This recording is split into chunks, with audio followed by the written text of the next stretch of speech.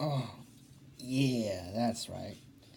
Yeah, that's right. Oh, I didn't even know we were starting.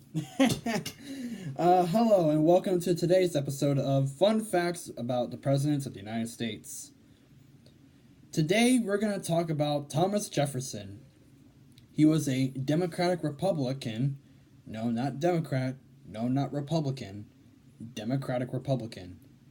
They were, yeah. Even though they both sound like the two actual parties today, it's nothing like how it was back then.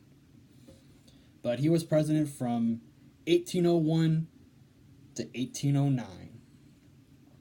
So, we have once again 5 fun facts for you about Thomas Jefferson.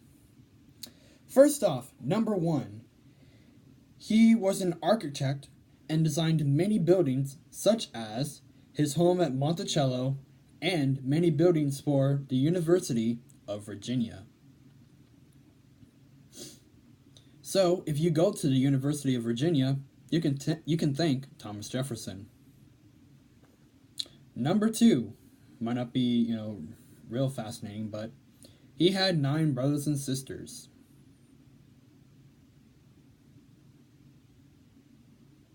Number 3, Jefferson had a 6,000 plus book collection, and with all those books was the actual foundation of the Library of Congress. For those of you who don't know where the Library of Congress is, it is a very large building right behind the Capitol building, which is actually, I believe, right next door to the Supreme Court building, if I'm not mistaken. Of course, it's, in Washington. Number 4. On his tombstone, he listed all of his quote-unquote considered accomplishments and excluded being the 3rd president of the United States. Well, that is only because of how his second term was. He hated his second term.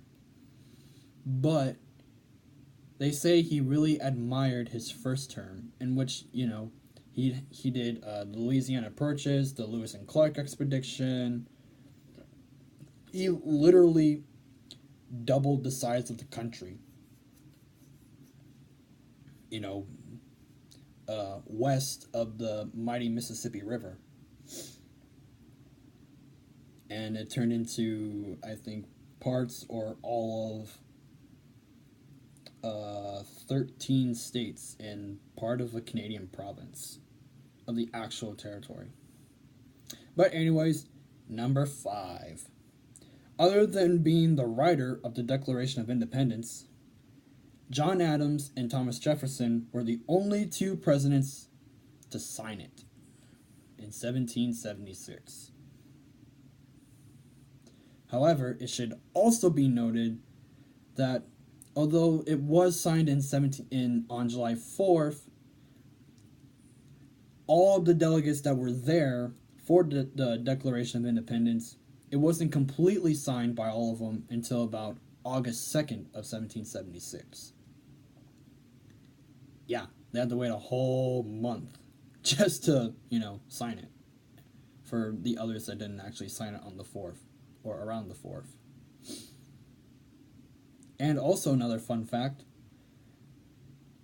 the motion for independence was on the 2nd of July, not on the 4th. Just the actual document, Declaration of Independence, was signed on the 4th of July. So that's why the 4th of July is our Independence Day, when it should actually be July 2nd.